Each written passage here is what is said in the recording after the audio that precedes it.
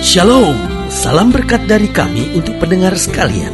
Saat ini pendengar akan diberkati dengan program Hari Ini Harinya Tuhan bagian yang ke-8. Sebuah program rohani tentang doktrin Alkitab yang menolong kita untuk semakin tertanam dalam kebenaran firman dan bertumbuh dalam kemuliaan. Bersama hambanya, Pendeta Gilbert Lumendo, STH.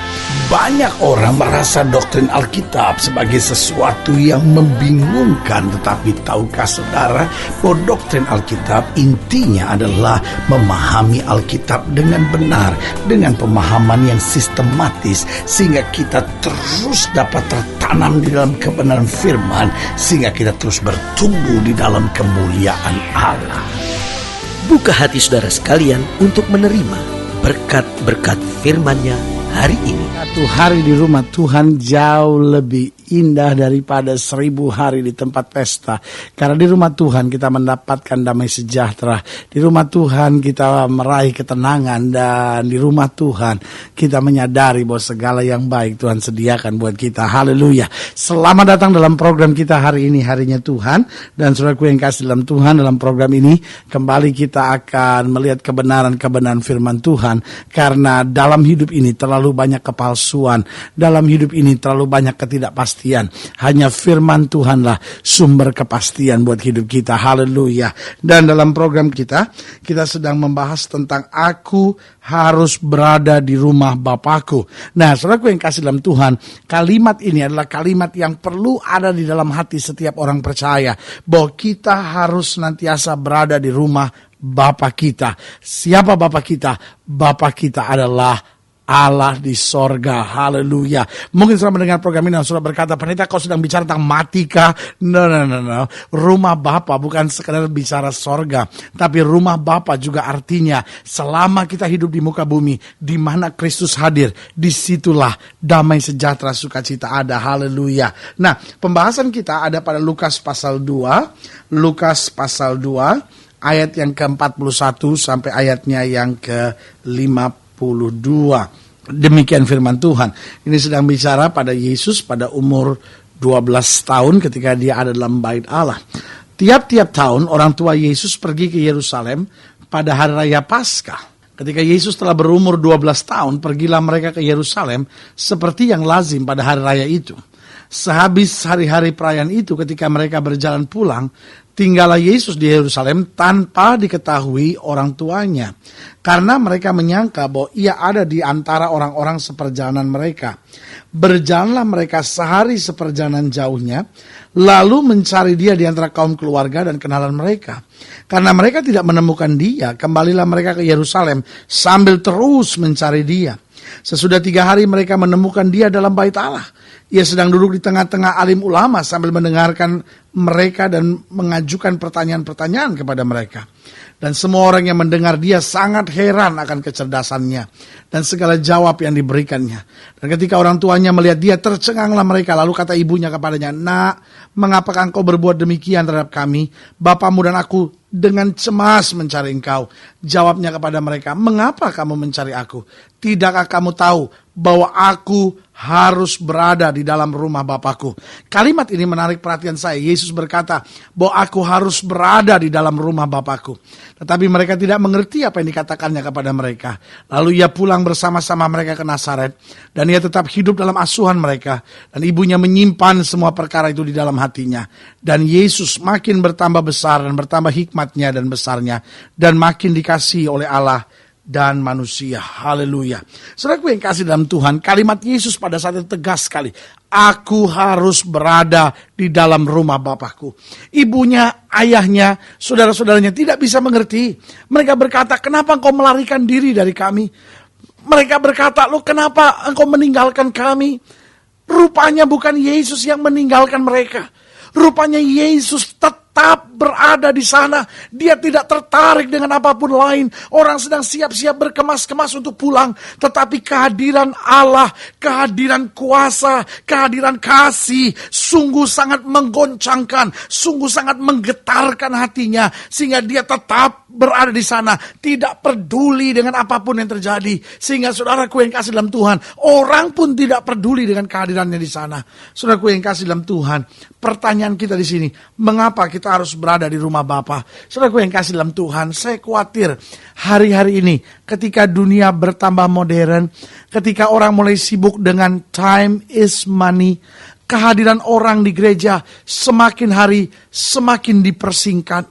Ibadah yang tadinya mungkin memakan waktu 2 jam, sekarang demi efisiensi, karena gereja dibutuhkan dipakai untuk kebaktian selanjutnya, karena mungkin efisiensi supaya orang tidak terlalu lama dan tidak terlalu bosan berada di gereja, sehingga akhirnya mulai diperpendek ibadah menjadi 1,5 jam, bahkan mulai coba diperpendek lagi menjadi 1 jam. Bahkan sekarang sedang diusahakan lagi supaya gereja dari mulai doa pembukaan sampai doa berkat mungkin hanya 45 menit saja. Saudara bisa bayangkan, orang bisa berjam-jam menghabiskan waktunya di depan televisi menyaksikan sinetron.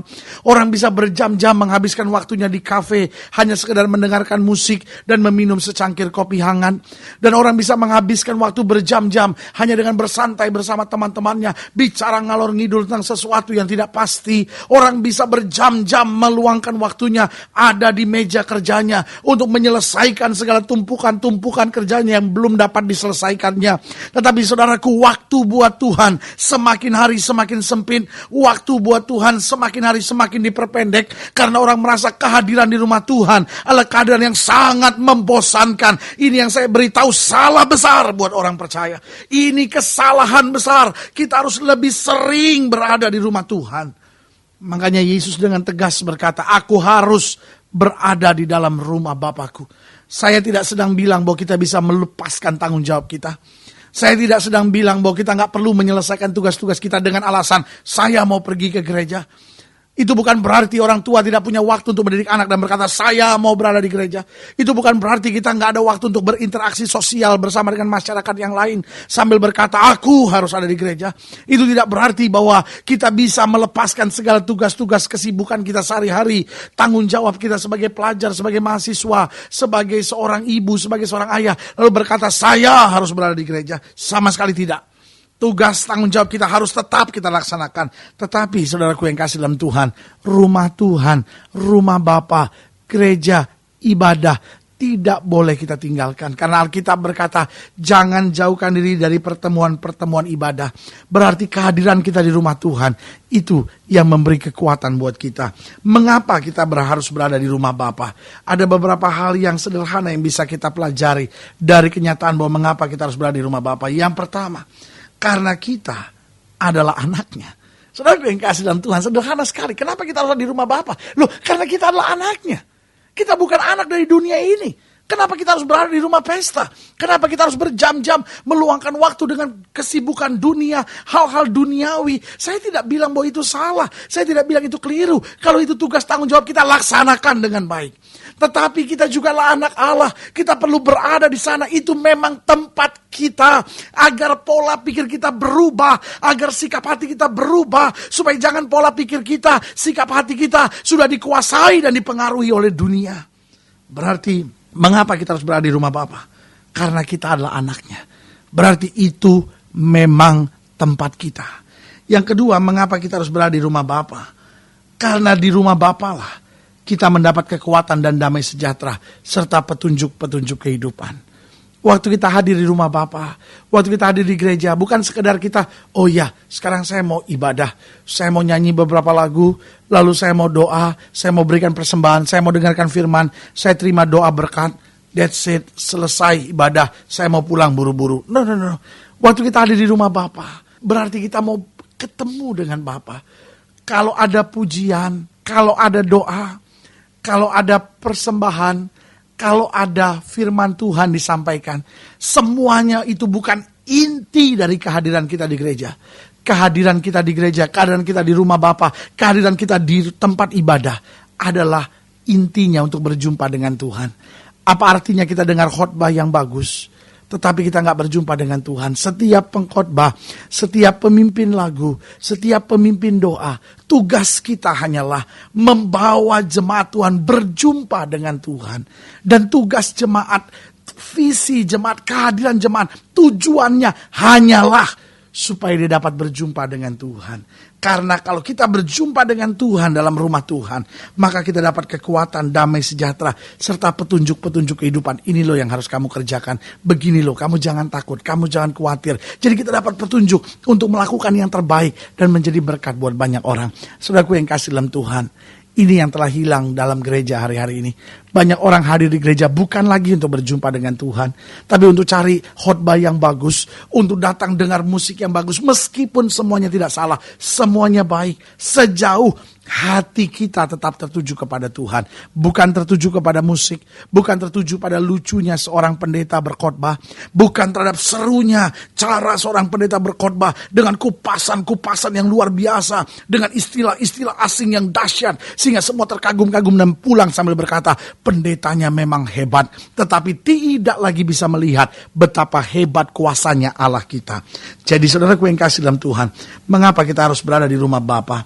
Yang pertama, karena kita lah anaknya, itu memang tempat kita. Lalu yang kedua, karena di rumah Bapa lah kita mendapat kekuatan, damai sejahtera, serta petunjuk-petunjuk kehidupan. Yang ketiga, kenapa kita harus ada di rumah Bapa? Karena di dalam dunia ini ada banyak kepalsuan. Hal-hal yang kelihatannya indah, hal-hal yang kelihatannya baik, tapi kemudian menghancurkan hidup kita.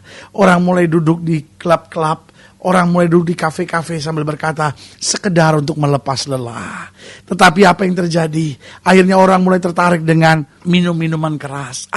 Ini kan cuma segelas, hanya untuk memberi ketentraman, ketenangan, dan terus lama-lama terikat.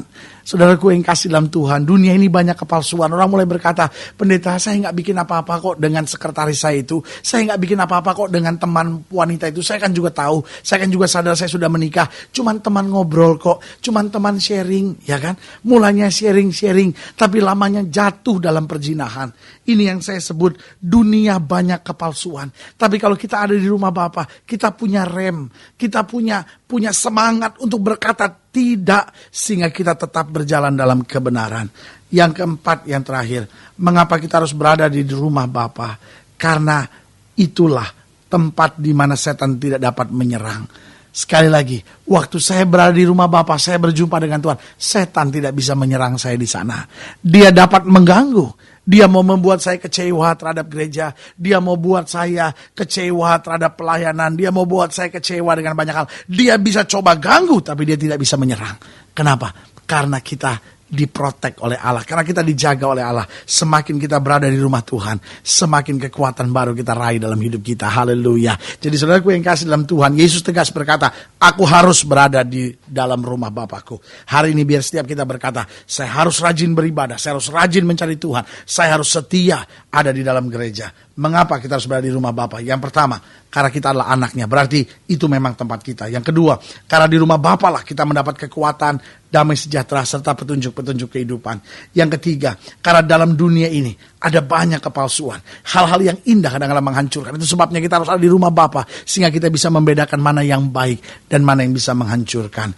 Yang keempat, mengapa kita harus berada di rumah Bapa? Karena rumah Bapa lah tempat di mana setan tidak dapat menyerang. Dia bisa coba ganggu, tapi dia tidak punya kuasa. Kalau sedang ingin dilayani lebih jauh, hubungi kami melalui telepon, hubungi kami melalui surat, kunjungi website kami. Karena kami ada untuk membawa Bapak Ibu Saudara sekalian lebih dekat dengan Tuhan dan mengalami kasih, kuasa, dan mujizat yang luar biasa. Haleluya. Melalui program ini juga saya mau berdoa buat setiap saudara yang sakit, setiap saudara yang berbeban berat. Kalau saya ingin didoakan, saudara boleh taruh tangan kanan saudara di dada. Dan sekarang kita doa. Bapa, dalam nama Yesus, hamba doa buat setiap saudara-saudaraku yang sakit, yang berbeban berat. Apalagi mereka yang sudah mulai jauh dari gereja. Mereka yang seringkali sudah tidak lagi hadir beribadah. Bapa, hamba percaya tidak kebetulan mereka mendengarkan program ini. Hamba berdoa dalam nama Yesus, jamah satu persatu, sehingga setiap kami boleh kembali mengalami mujizat Tuhan, boleh kembali dekat dengan Tuhan, boleh kembali berada di gereja, boleh kembali setia dengan ibadah, dan melihat kemuliaan Tuhan dinyatakan. Di dalam nama Yesus kami berdoa. Haleluya. Amin. Amin. Saudaraku, inilah akhir dari program kita hari ini, Harinya Tuhan. Sampai berjumpa pada program berikut. Dan saya percaya kasih Tuhan tetap menyertai kita. Kita tidak pernah sendiri. Itu sebabnya menghadapi tantangan masalah hidup ini, tetap bersukacita, tetap bersemangat, karena kekuatan kita di dalam Yesus Kristus Tuhan. Doa saya menyertai saudara. Dan ingat, bersama Yesus kita cakap menanggung segala perkara. Jangan lupa, jadikan hari ini Harinya Tuhan. Haleluya.